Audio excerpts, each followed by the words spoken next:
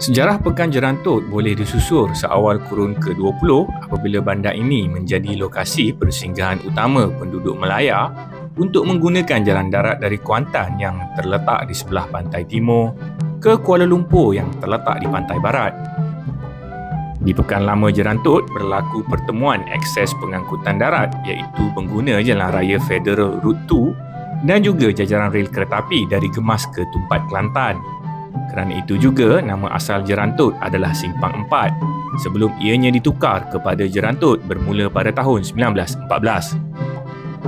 Apabila stesen kereta api Jerantut mula beroperasi pada 1920-an, Pekan Jerantut mula berkembang pesat sebagai kawasan tumpuan hub pengangkutan di Pahang Tengah kerana kedudukannya yang sangat strategik.